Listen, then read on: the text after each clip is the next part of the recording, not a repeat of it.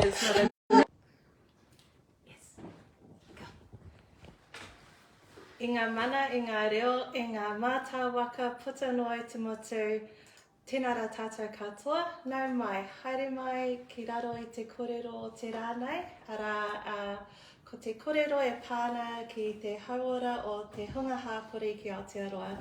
Nō reira, nau mai, haere mai, whakatau mai rā. Ka tuku mihi ki tā mātou kai kōrero o te rānei, ki a koe te Kaiwhakahaere o Common Unity, he uri tēnei no rongo mai wahine Ngāti Kahungungu Ngāti Porau, Tina Walker-Ferguson, tēnā koe.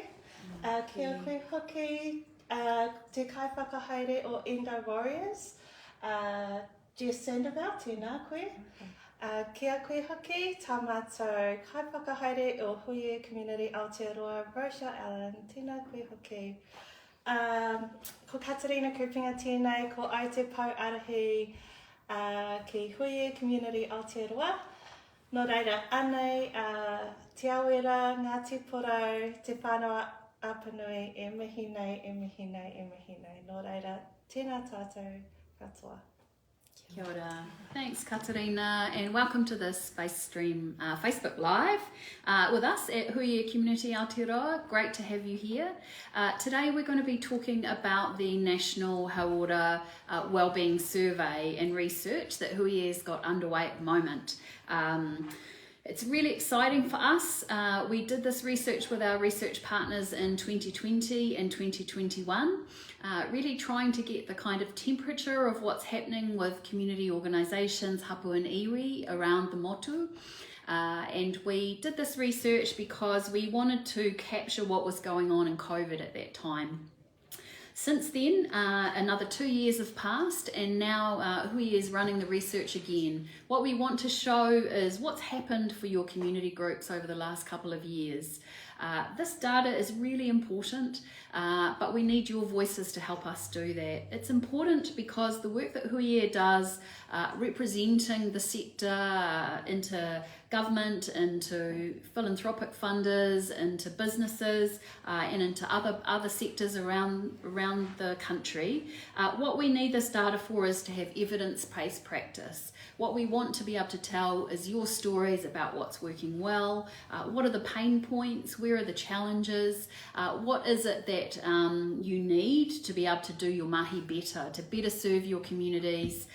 We already know some of the findings that are likely to come through, but really things can shift and change so quickly. So much has happened over the last couple of years. As you know, as well as having COVID, we've navigated through these latest weather events. The increases in the needs of our communities have rapidly increased, and the needs to help support those from our community groups has increased. I don't even want to say how many more times it's increased, but so much more. We're working hard. A lot of us feel somewhat isolated in the work that we're doing. We feel that we need much more input, so more support, more dollars, better distribution and more equitable distribution of dollars.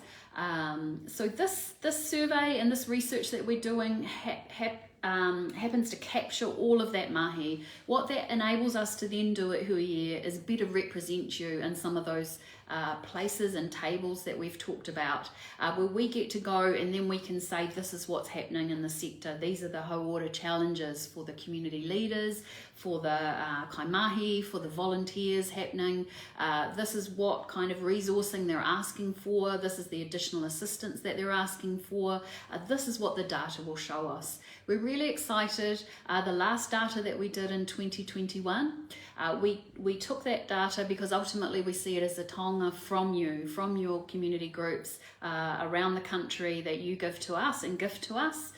We took that data, we did lots of things with it. So firstly, we released the open data set.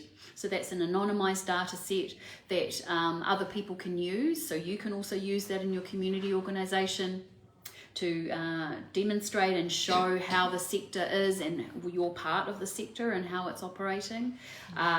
We then did a series of white papers, so we did that on service delivery, hauora, and wellbeing, and we took those white papers so that we could take them into government and share them with community funders and philanthropic funders, so that they had a better understanding of these kind of core areas that the sector is delivering under, what the challenges were. We put a number of recommendations on there to help them better navigate the way that they support our sector. We also put up a community dashboard so people could search for the data themselves and pull out the information that was useful for them. And then we did some analysis about the challenges of the smallest community groups, those with revenue 100K or under. So all of that information is online on the Hui E website. We will also post some links with this live stream that will show you where you can find some of that mahi if you want to see what happened 2 years ago. Then now we will start to do similar things with the data that we collect from you this time. So we will release the full analysis in August this year, August 2023.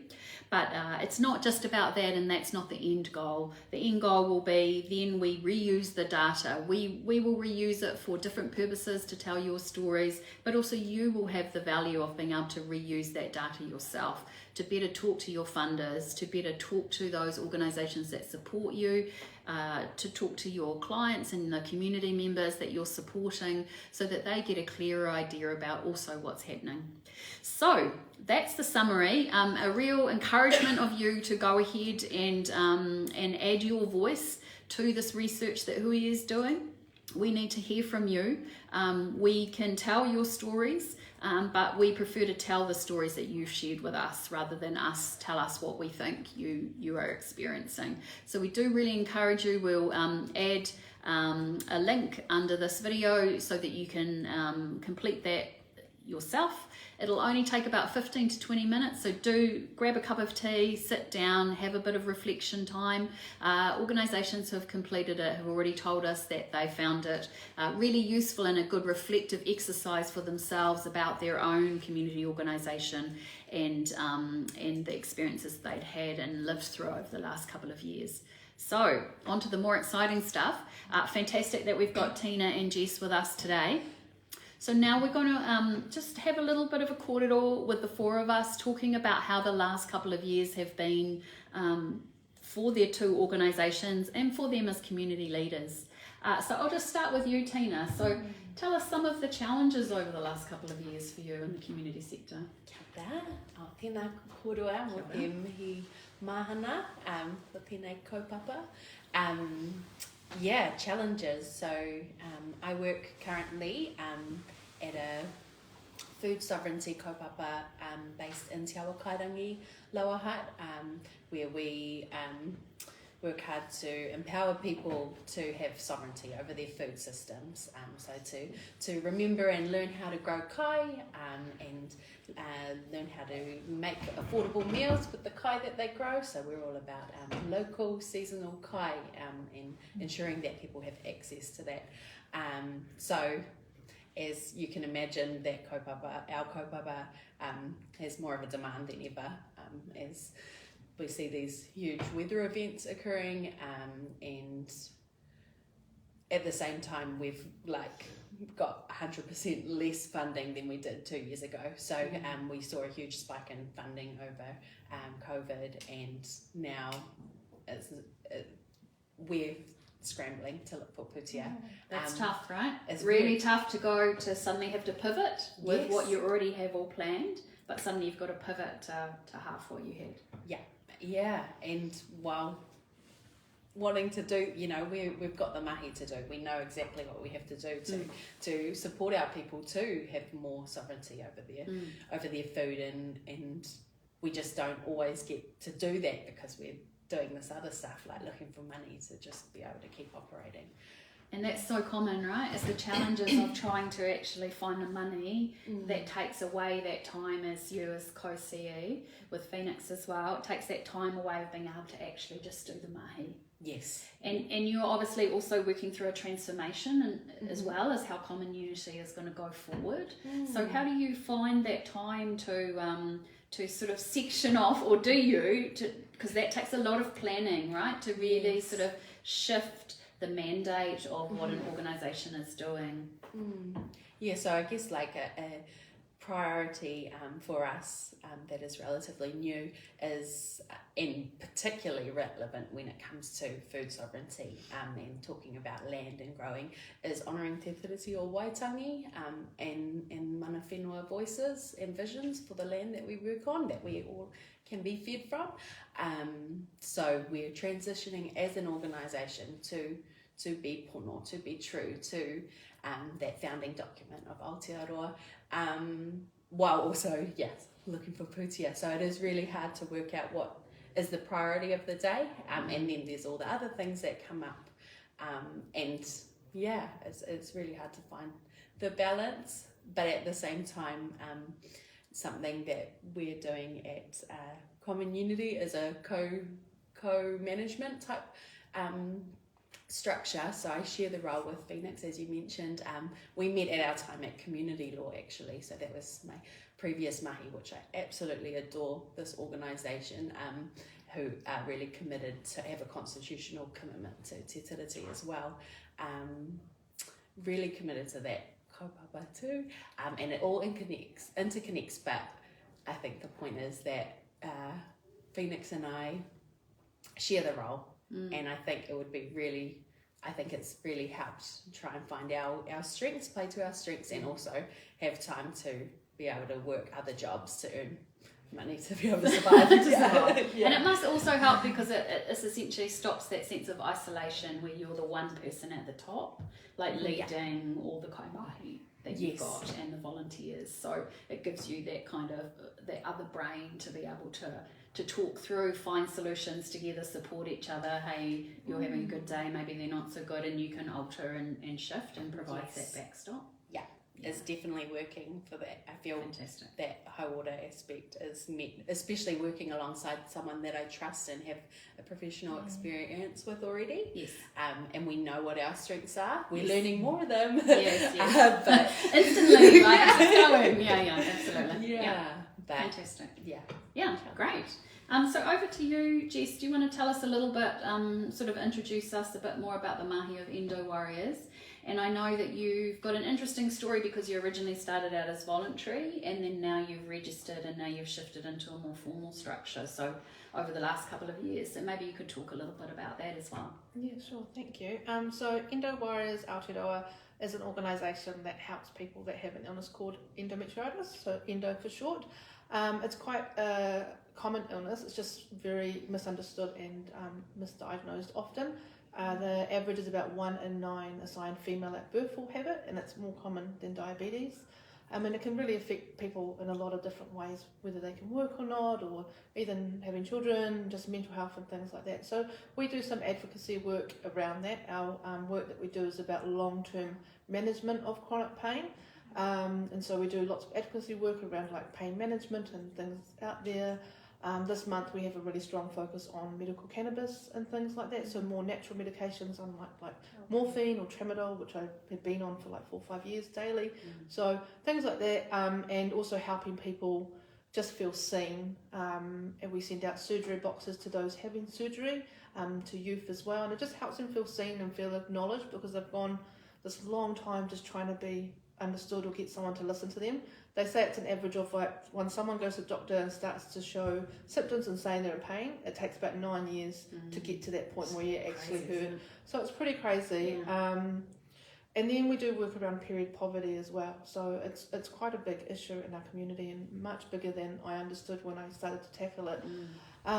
Trying to help people bleed with dignity and having access to products. And I go to schools and do period education, so teaching people about their bodies and things to look for, because your bodies can tell you so much of what's happening inside if you're really aware of what's happening with your discharge and things like that. And just trying to explain to them, there's nothing shameful about it, there's nothing embarrassing about it. It happens, and just talking to them about the products and what's out there and how to use them and things like that. So that's kind of what we do at the moment. And so you were saying originally you started as a charity in the beginning of 2020. Yep. And so you were fully voluntary initially, just you. Just me. And then you registered sort of in the second half of last year with a charity. Yeah. And how has that change been over the last couple of years of shifting from being fully voluntary through to being a registered charity? The main change that we've seen is actually in our donations. So once we registered, we actually started getting a lot less donations because a lot of people assumed we would just start to get funding, which we haven't. We've really struggled to get funding. Yes. And, I put that out to people and say, it's quite difficult. The funding takes away a lot of my time because even though I'm a registered charity, there's me and the founder. We have a couple of volunteers. We have a social media group, which is amazing because that's like a full-time job in itself. But Mara works full-time and I stopped working in January to try and focus on this. So I'm the website developer, the packer, the picking up the phone, all the things. Yeah, absolutely. And I love doing it, and trying to find funding and stuff takes so much time away from the actual work that I'm trying to do. Yes. But I know it's important. Yeah. But it's really hard when I have to, carve out so many days and not be able to be as present or do things that that could benefit people. It's kind of that catch. It's a catch-22, isn't it? It's like you need to spend time to apply for funding to get funding to enable you to do more mahi. Yeah. But that actually takes you away from doing the mahi, right? Yeah. The constant cycle and frustration of where to put your time and your effort. Yeah. Yeah. So what's some of the innovations that you've been working on since you came into the role 8 months ago, Tina? Because obviously I have a passion for common unity. It's just literally down the road from me. Yeah. So it's an exciting place. I guess, I'm also a grower, so my passion is growing kai and growing taonga species, kai atua, kumara, Hui E. Hui E is my ultimate favourite thing to grow. And I think bringing that into a space where it is a traditional sort of regenerative growing space. So we have two big growing sites where we use regenerative practices, and traditionally I think quite permaculture based. So bringing in mātauranga Māori, the traditional knowledge and living by the moon, maramataka, bringing that in the space. So I don't know if it's innovation when it's, bringing back something that's already embedded into our environment. But that's a really exciting part of the work, and that having that connection with the taiao and with our Indigenous knowledge systems gives me hope. Because it can be really hard working in this space and really challenging. But then when I get to refer back to my tupuna, to my ancestors, and know that the end goal is for everyone to have that connection and that connection to the land, is really, really exciting. And when you get your hands in the dirt, right? Yeah, when I get to do that, I'm super happy. Yeah, absolutely. And I was thinking about it, it's like actually what you're doing is sort of changing the foundations, right? It's like rebuilding the foundations and kind of decolonizing them and going back to where they need to sit going forward. But that's a big amount of work, right? It's a lot of work and on top of just running an organisation. I'm noticing something similar with the grassroots kaupapa Māori organisations that I've been connecting with. Just the concept of bringing back and restoring mātauranga Māori is, it doesn't fit into a category of a funder. Yeah. It actually has health benefits, education benefits, wairewa benefits. There's it's just a whole circle. And what we're noticing is that we're having to change our narrative to fit that of the funders, which is difficult. And that requires specialist grant writing support, which, as you know, can't resource. and part-time. And I roles think as what we're seeing on some of the responses already is showing one of the things that really stands out to me that I see on the survey responses is showing that they don't meet the criteria of the funding. And I thought a lot about that over the, since we've had the survey open, and it completely makes sense because lots of people, exactly what you're saying as well, Jess, right? Like not meeting the criteria, but who sets the criteria? And it actually seems to me that the criteria needs to be reversed, right? Because the money should free up to meet the criteria of the community groups that are doing the frontline mahi. And should be set by them versus the funders set the criteria, and then those people delivering the mahi, it doesn't actually fit. They don't fit, and so they're not able to actually access the money that they need to do in the work. Yeah, and that's the difficult part, especially being a new registered charity. The amount of grants that I've applied for and the amount that have come back said, like, you don't meet our criteria, or you haven't been registered long enough, we need 12 months financial statements, we need this, we need that, and then I always read and go, right, I know we can work this one. Like there's one about general waste in the local Wellington area and stuff like that, going to the dump. And so I was like, right, if we can get more reusable products up to people, and how much waste it would save and how good it would be, checked all the criteria, but then still no, and it's can be quite deflating as well. Yeah, demoralising, right? Yeah, you put so much work into this, and then you get emails, sorry, you didn't meet the criteria, but we love the work you're doing, and it's just like, oh, okay, pick yourself up and try again. Let's do another one. And then sometimes I'm like, all right, I'm not doing anything on grants for the next week because my mental health cannot just. Got to have a break. I can't do it. I can't function. But it's really difficult, and I didn't, realise how difficult it was until I got into that sort of actually being a charity and things like that. And And how are you finding, because obviously when you register as a charity there's that additional reporting and there's the other administrative kind of load, how are you finding to fit that in around the other mahi that you're doing? It's been difficult because there's a lot of extra stuff that I have to be aware of, and because I've done it so long by myself and everything's up here, now trying to get Mara, who came on as a co-founder, do some of the work. We have to teach her everything and stuff like that as well. But then all the, we had to hire an accountant to make sure we get all our accounting stuff right, especially because for a lot of grants they need various reporting and stuff like that. And my brain doesn't work well with numbers, so I can't take on learning all that as well. But now we have to try and find the funds each month to pay our accountant. And it's such a hard circle to be in. Yeah, absolutely. And so, Tina, back to you about the last couple of years. Like, what has really stood out for you in terms of the kind of lived experience of people working in the sector over the last couple of years? So much has happened, right? We've kind of come out of COVID lockdowns.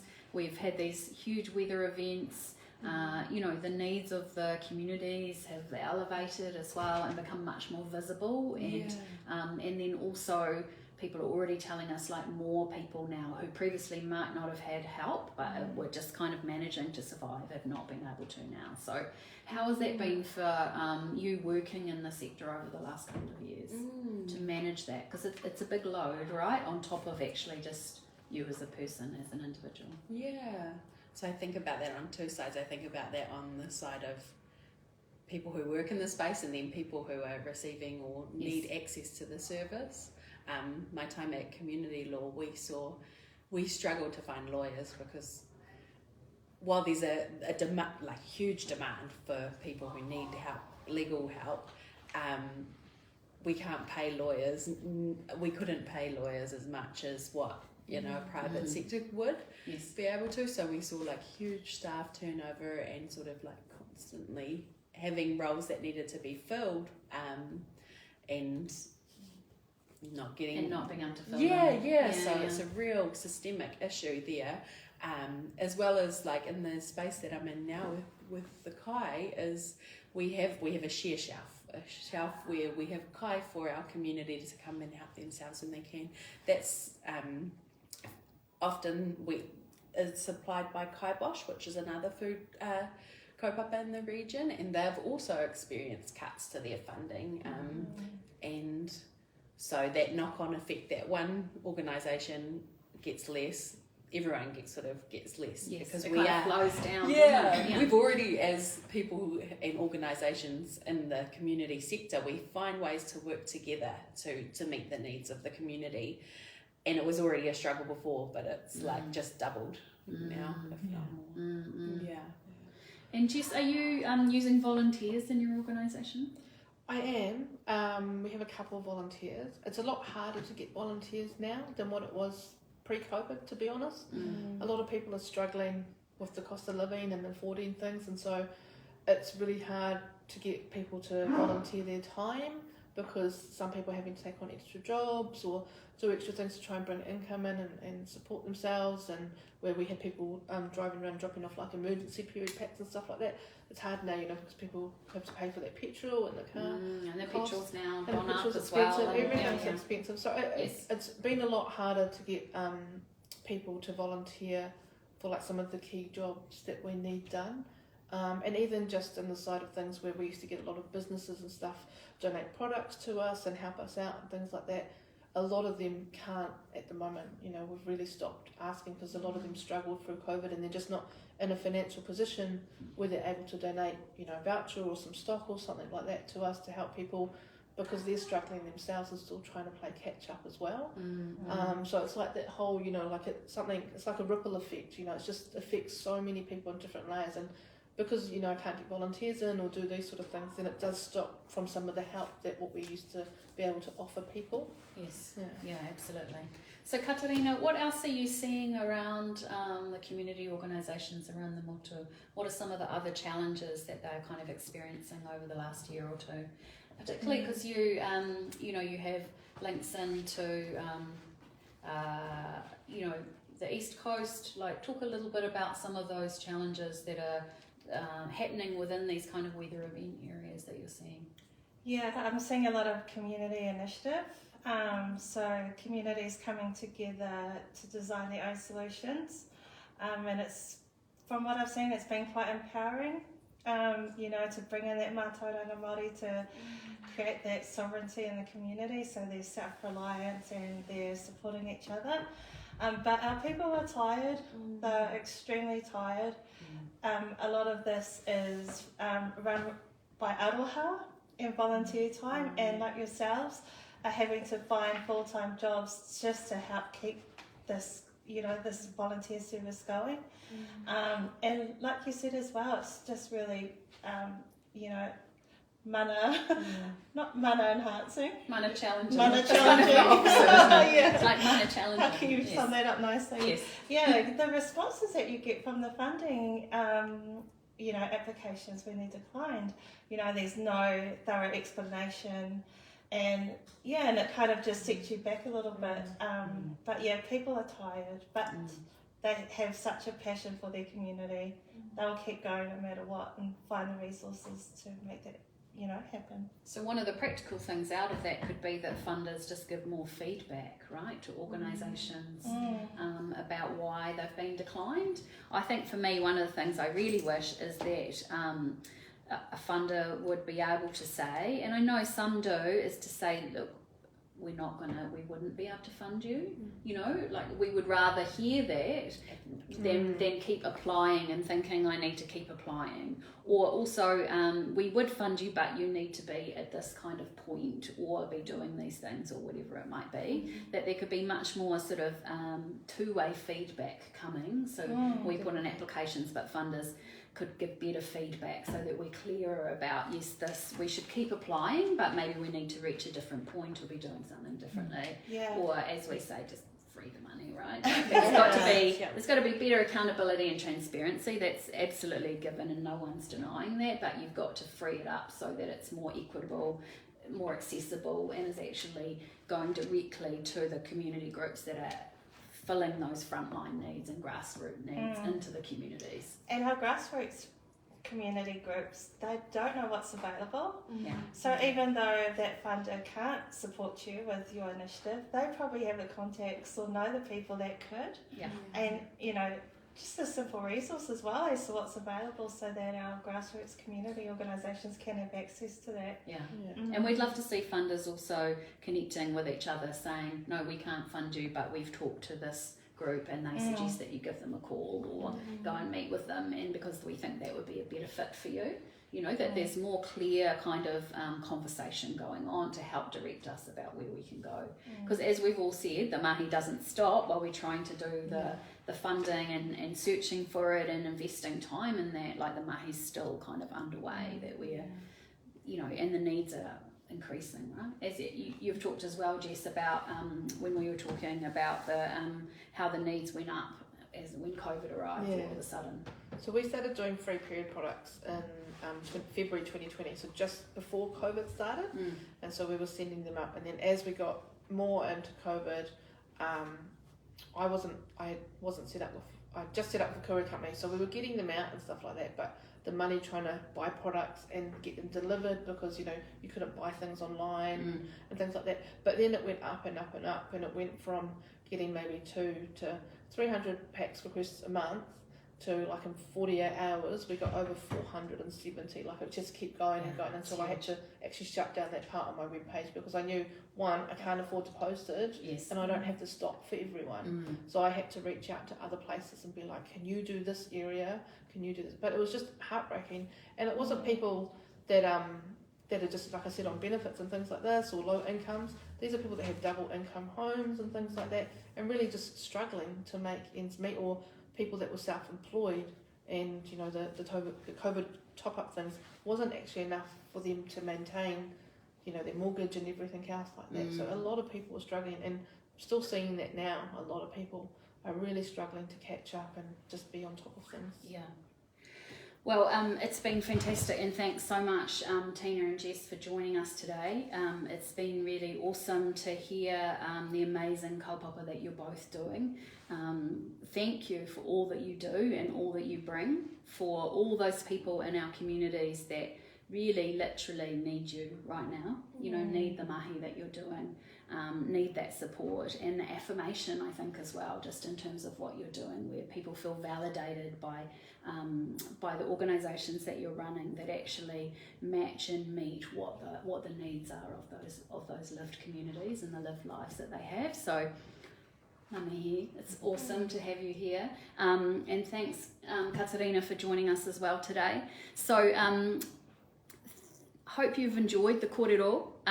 We would really love you to add your own voices to the National Hauora Survey. We want to hear from you. We promise that we will really do something that's of meaning, that will start to kind of work to, you know, carry your voices into the areas that need to shift, to start to kind of take down some of those systems that are creating barriers for you being able to do your frontline mahi. We'll build new collaborations across the sector.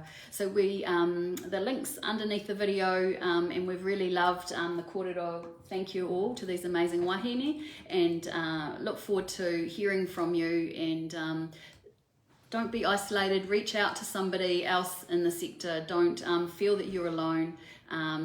You can join Hui E. We're free, and that will put you on a kind of channel to connect with others across the sector. We've also got resources that we can help support you with, and we're also here at the end of a phone. So kia ora everyone. Thank you.